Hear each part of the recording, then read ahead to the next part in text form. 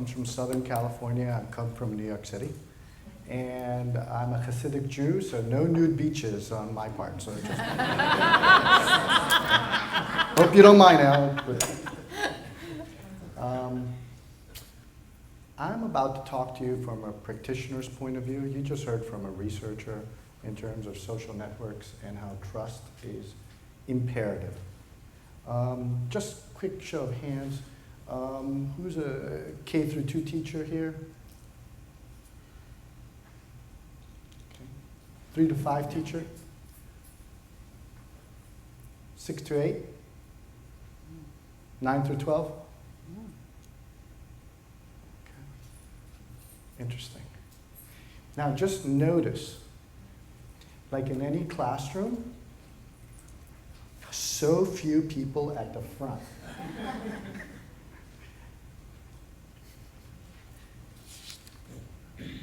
Just think about that for a moment. Why is that? Just park that question. Okay. Later I'm going to ask it to you, and if I forget to ask it, have somebody here remind me. But just think about that.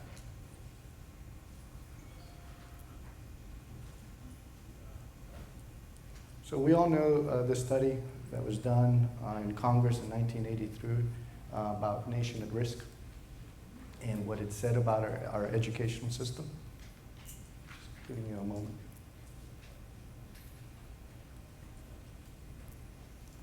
That was 1983. From 1983 to today, we have more than doubled in 2012 dollars spending. So the nation did see itself at risk. The nation has poured resources into education at an astronomical level. However, we still face a challenge. Whether it's in New York City, in which the salaries of teachers have not kept up with lawyers. Look at our turnover rate. In 5 years, 50% of teachers leave the profession. Who here has been teaching more than 5 years? Who here has been teaching less than 5 years? It's just note that. See that?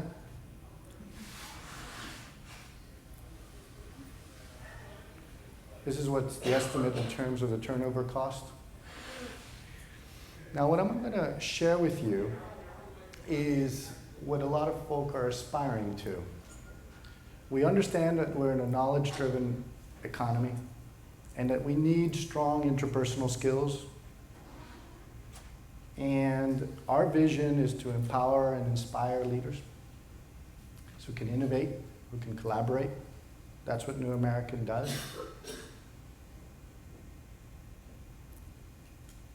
However, this is a traditional classroom setting. Who here teaches about, let's say, 25, 30 kids in a classroom? Just raise your hand. Who here is alone in the classroom when you teach?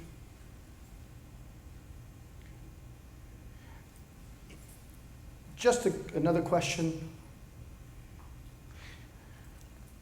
Who here felt when they were a first-year teacher truly supported by the school? Okay, just 3 hands. 4, well, one sort of iffy. Okay, I'm not sure if I was really supported. Who here did not feel supported when you entered as a first-year teacher?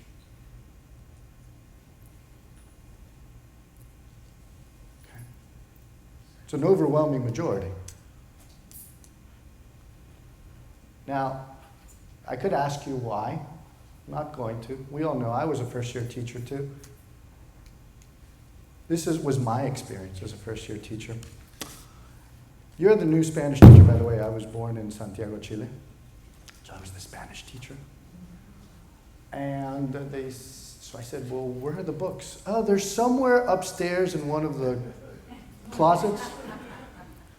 I said, is there a syllabus? No. Is there anyone here who can help me? No. I had to find the books. I realized I didn't have enough books. I told the administration, I don't have enough books. But they said to me, well, we have a photocopying machine. Who here had somewhat a similar experience? Yeah, it sounds like it resonates, right? Now, this is what I call the Prussian industrial school.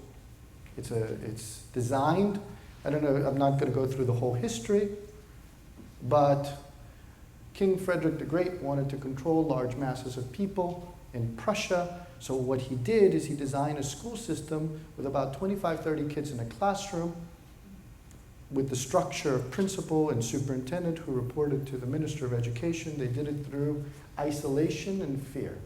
If you're isolated and you're afraid, I can control you. So it's all about control. It's not really about education. But that was the system design that was then borrowed by Horace Mann, the man himself. So Horace brought it over in 1843 to the United States, and he said, well, what we need to do is we need to make sure that all the kids get the 3 R's of reading, writing, and arithmetic just like they do in Prussia. A lot of folk pushed back on Horace and said, Horace, you're making a mistake. That system is over there for control. We're in a republic. We value voice.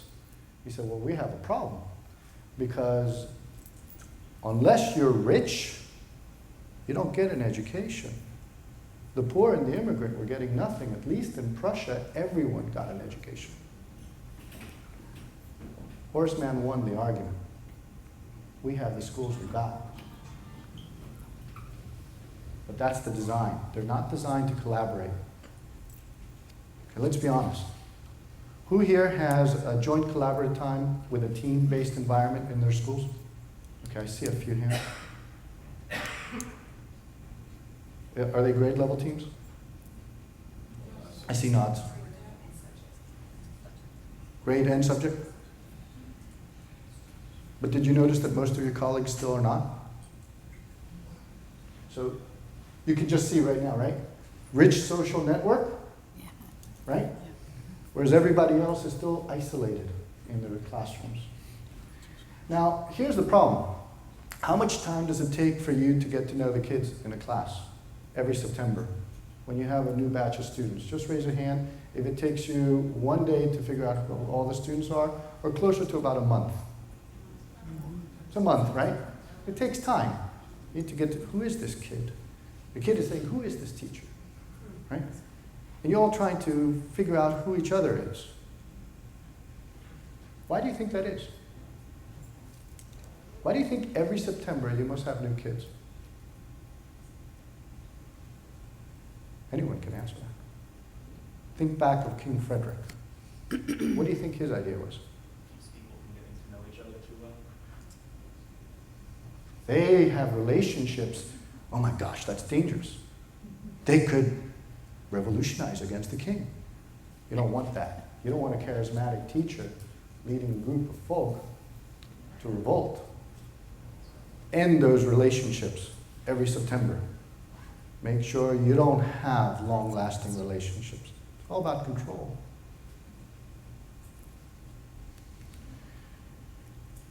So at the New American Academy, we, with Randy's support in New York City, we have a memorandum of agreement similar to what Jeff is going to be talking about, but different in New York City, in which we have teams of teachers with a career ladder. Master teachers make $120,000 today, $126,000 a year. That could be a fifth-year teacher. They're in teams of about 4 or 5 teachers. They loop with the students, kindergarten through 5th grade.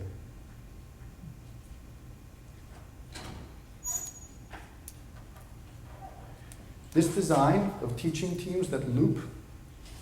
Now, if you're part of a team, there's an issue.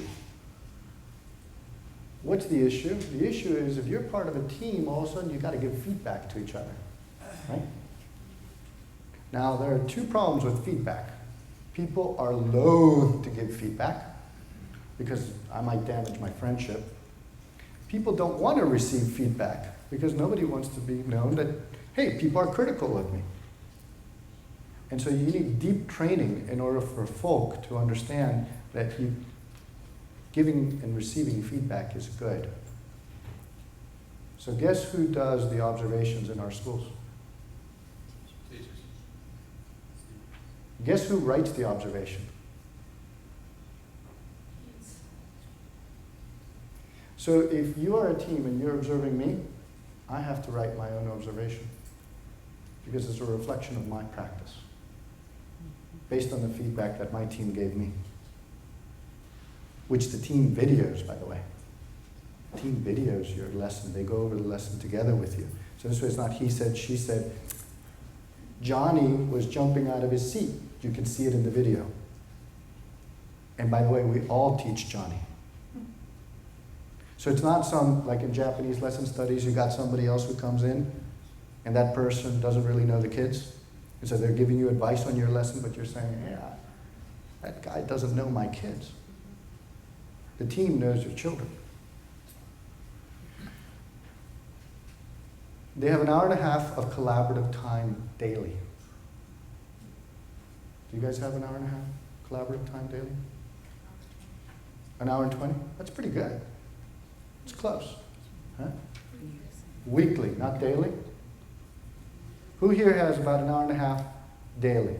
See one hand. That's pretty good. What school are you from? Horseheads High School. We have block schedule You have block schedule? where we have an 80-minute prep period and a 45-minute collaboration period. Many of us use the 80 plus 45 to collaborate. That's wonderful. It is wonderful. I feel blessed. But you notice how few schools do that kind of work? It's a shame. Part of it is contractual. It's very difficult. In a Prussian industrial design, it's not designed for folk to collaborate. So understand, it's not like there's an evil thing that principals don't want you to collaborate. It's just, it's not designed.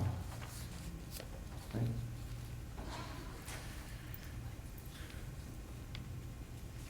Why do I say these two things in terms of the design as well as empowerment can create innovation and collaboration?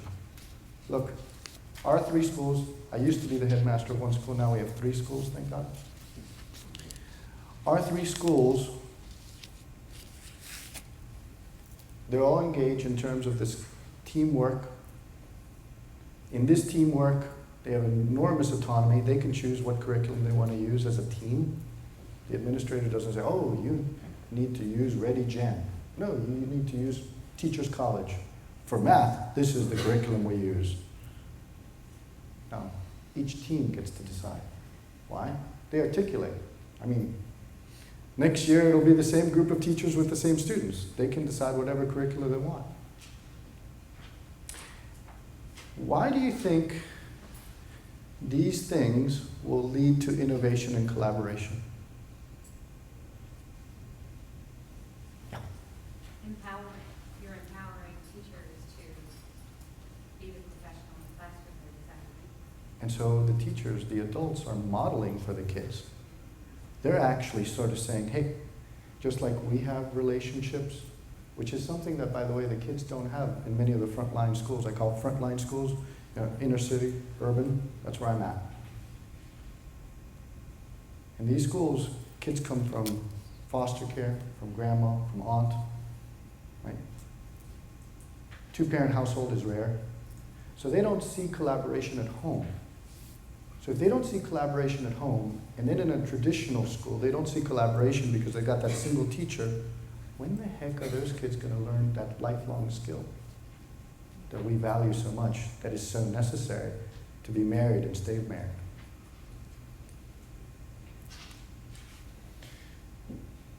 That empowerment leads also to innovation, right? If you as adults, by the way, our teachers create their own interdisciplinary units. They have a week in the summer in which they develop them themselves. Now they're thinking, all right, how are we going to teach these interesting concepts, right? Imagine how the kids are, because the teachers are super excited about the stuff that they're teaching them. because they're innovating their own practice.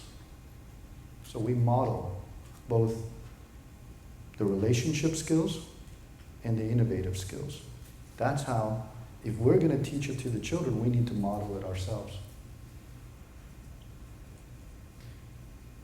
I want to say this. It takes an understanding that relationships are the key. I want to go back to what Alan said. Because a lot of folk think, hey, reading, writing, arithmetic, that's it, like back in Prussia. What we're saying is the contrary. What you need are real relationships. That's what's going to make kids successful. In fact, all the research shows those who have more emotional intelligence are more successful in life.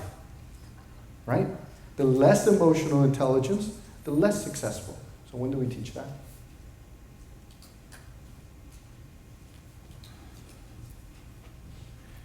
We currently serve over 1,000 elementary age children. Next year we will be serving close to 1,500 students in 3 schools. I just took a group of teachers, about 50 teachers, to Harvard this past week. Just came back from Cambridge and now I'm here in Washington. In which we were teaching the teachers, how do you listen? How do you communicate? For a group of master teachers, we gave them training on mediation skills. What happens when there's conflict in your team? Imagine that. But you need skills. And I gave them the very best. Why do I say that? Because you teachers need the very best. I went to the urban superintendent's program and I thought, my goodness, this training is fabulous. How come our teachers don't get it? And so what was reserved for superintendents, I'm giving to our teachers. So far, we're doing pretty well. One of the things that really makes me happy is this particular number. 100% of parents in all 3 schools, and about 60% of the parents in the 3 schools responded to the New York City Department of Education survey. They either agree or strongly agree that they would recommend the school to other parents. That tells you. You want to hear something else that's not up there? 100% of the teachers feel the same way.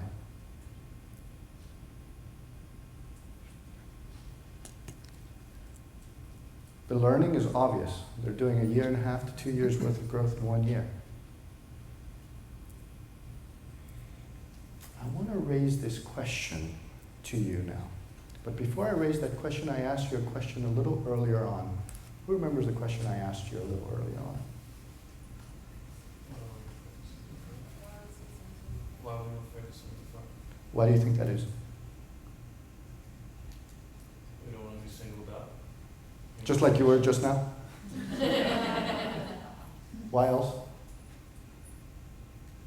Think about that. Well, for those of you who are in the back, why are you in the back and not in the front?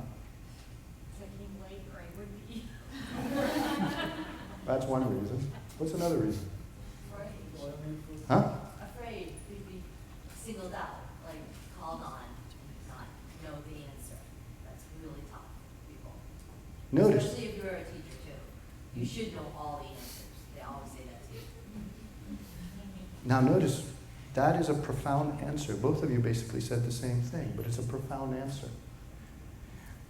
You were taught to be afraid to raise your hand.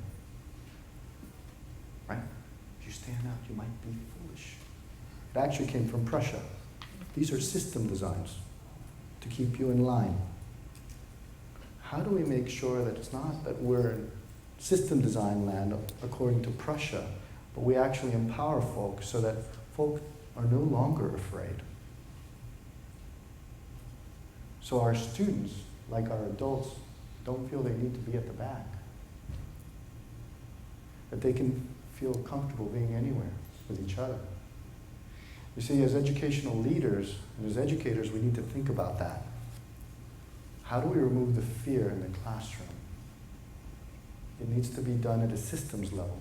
Every single thing I mentioned to you is a system design.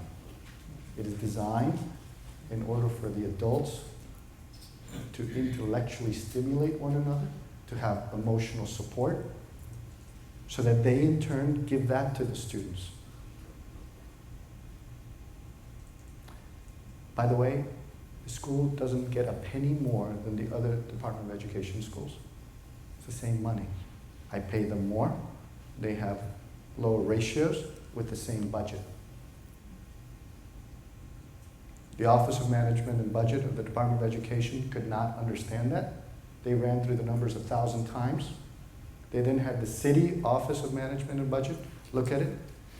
We just rearranged the time, that's all.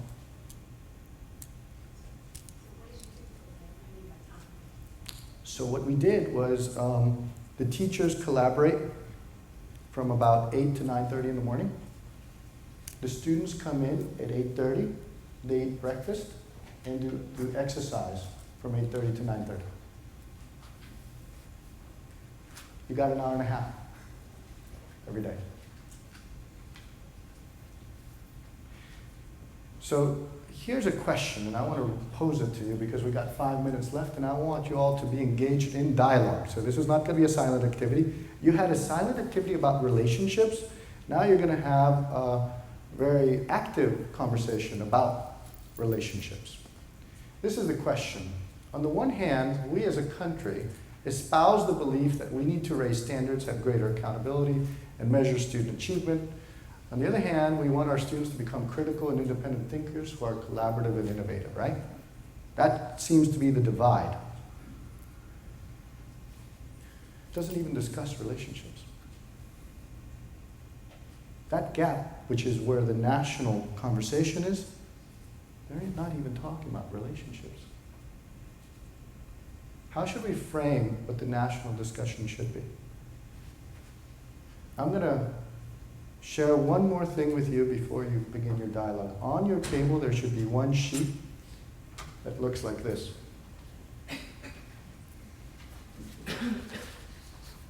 This is hot off the press.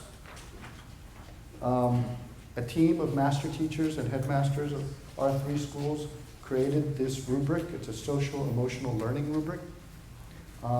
We looked at research throughout the country. We drew some from an Alaska school district. I'm sorry, there's only one. This was last minute. It was a brainstorm I had on my way over here, and I realized, oh, gee. And then Vicki was so kind that she made copies. I don't know how she did it, but she's a magician. And in it, what you'll notice is one simple thing. If you value it, you measure it, right? If we value reading, writing, and math, or SATs or whatever, that's measured. But if we don't value social emotional learning, we'll never measure it. So this is our first draft and an attempt based on the latest research that includes tenacity, it includes efficacy, all sorts of really wonderful things. You can take a look at it. You can take it back to your schools, school districts. Look, if you all want to revolutionize and make sure. There'll be a copy posted on the Shanker Institute's website. If you go to the link for this session that's on the tables. So you can find it there to download. In addition, if you want to see a copy of our side agreement, you can. It's also posted on the Shanker Institute website. So you can see how we are able to do in New York City what other schools would like to do. But I'd like you to discuss this. Or do you think even relationships are that important? I'm not sure if you read the article that David Brooks wrote about our school called the Relationship School. That's what we're about. And that's what we're here trying to advocate that our adults and our children need. So let's have at it. You can go ahead and have that discussion. You have how many minutes left? She's being kind. Take a couple minutes.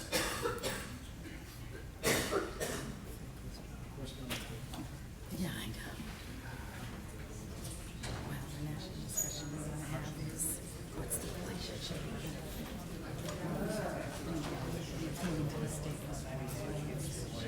what the relationship Research. Why don't you go? Oh, you want to, you're collaborating over here. All right, there's 4 people in the front.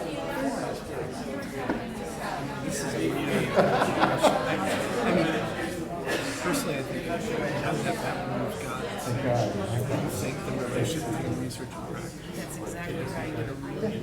To another, which means that we've got to enable systems like yeah, the language is still the adult we have language, to but this is incentivize our them first to step. understand doing the work, What is, if we think we need to measure our children? which is not how the systems are incentivized. So, but I mean, there are places that do it regardless. Like I'm doing that work, other people are doing that work because it's so critically important.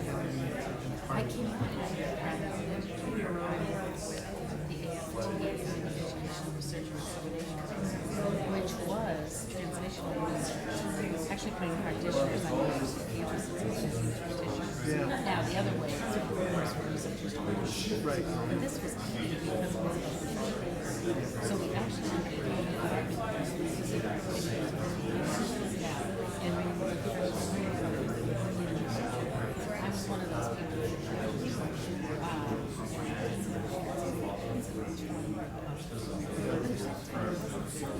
I mean,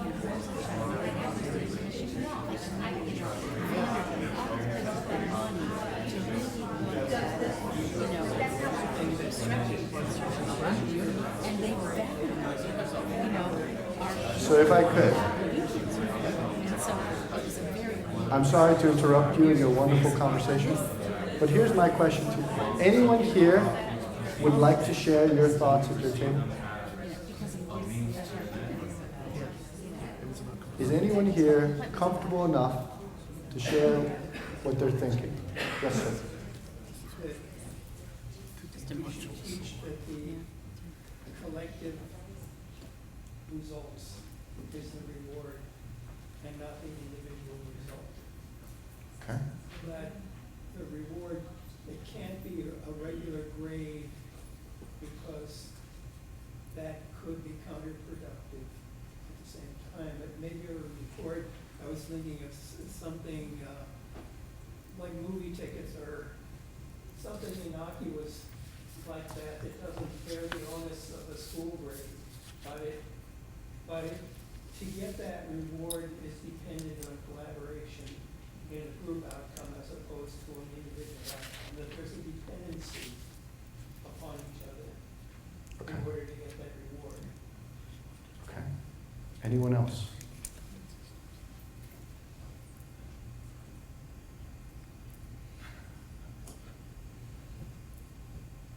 You have rich conversations. That's it. Yes, sir. Okay, it's like you live in Boston, it's like, Boston, people don't speak to each other. No, you're right. So, No, he's right. what I'm getting at is the social aspect of it, is that, I come from North Carolina, so we speak all the time. And I have to make a transition, like go back and someone speaks to me, it's okay to say hello to them now. But the thing is, kids are socialized, not to respond to different things. To the point you were speaking about earlier, with the, what was the term you used?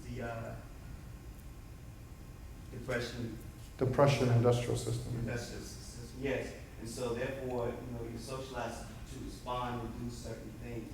But these kind of things are important for, students as they prosper through school. It's okay to raise your hand. It's okay to sit up front, to answer the question. Even if you're wrong, don't be afraid to answer the question, because you want to get that feedback and find out, okay, how should I have handled this?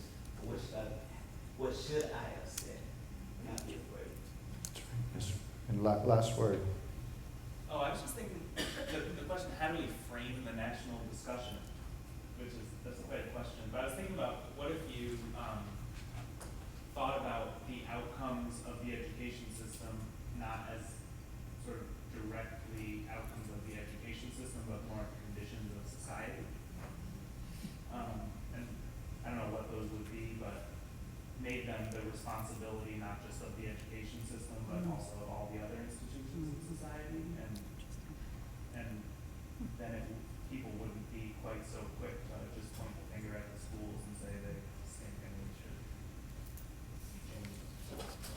So notice how different the three answers we just heard. And let's give them all a big hand of applause for having us. Thank you very much, and now Jeff is going to take it away.